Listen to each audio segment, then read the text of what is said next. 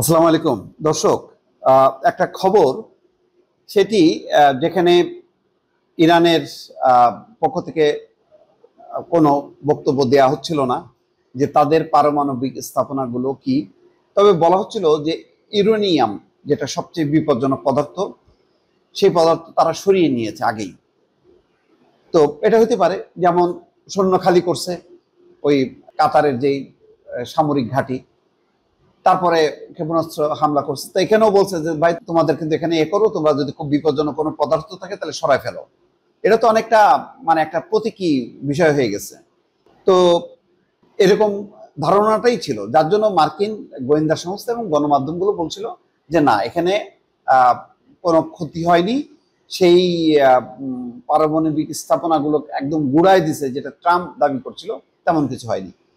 কিন্তু ইরান আজকে একটা কথা বলছে যে পারমাণবিক স্থাপনাগুলো ভয়াবহভাবে ক্ষতিগ্রস্ত হয়েছে। এটা বলে, এটা কৌশল কিনা জানি না, যে পশ্চিমাদের দৃষ্টি ঘুরাই দিল যে এটা নিয়ে তোমরা আর চিন্তা করো না। তা নাহলে যদি ইরান বলে যে না, আমাদের পারমাণবিক স্থাপনাগুলো অক্ষত আছে, আমরা কিছুদিনের মধ্যে এগুলি শুরু করবো, তখন আবার এটাকে ইস্যু করতে পারে। তো হয়তো ইস্যু সৃষ্টি যাতে কেউ না করতে পারে, সেই কারণেই এই কথাগুলো আসতে পারে, এটা হতে পারে। তো কিন্তু মানে এই প্রথমবারের মতন ইরান স্বীকার করছে যে ভয়াবহভাবে ক্ষতিগ্রস্ত হয়েছে। আল জাজিরার খবরে বলা হচ্ছে ইরানের পররাষ্ট্র মন্ত্রণালয়ের মুখপাত্র ইসমাইল বাঘাই পারমাণবিক স্থাপনাগুলো ক্ষতিগ্রস্ত হওয়ার কথা জানান।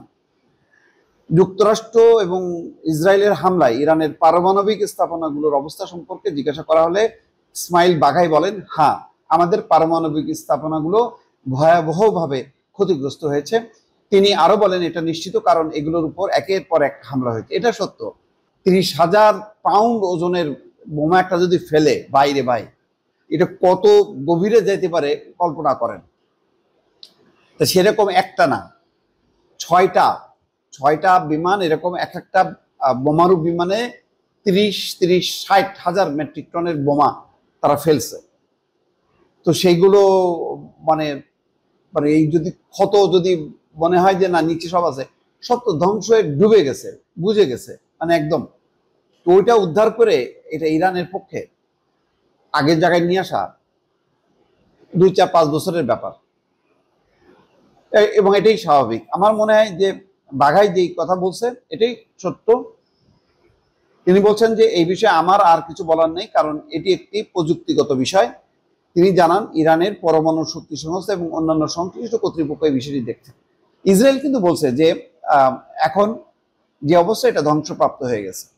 কারণ ইসরায়েলের তো মোসাদ আছে, ইরানের ভেতরে তাদের নেটওয়ার্ক আছে, ফলে তারা কিন্তু খবর পাইছে। সুতরাং সেই খবর পেয়ে কিন্তু তারা বলতেছে যে এইটা আর আগের অবস্থায় দাঁড়াবে না। হয়তো সত্য, দেখা যাক কি হয়। দর্শক ভালো থাকবেন, আল্লাহ হাফেজ।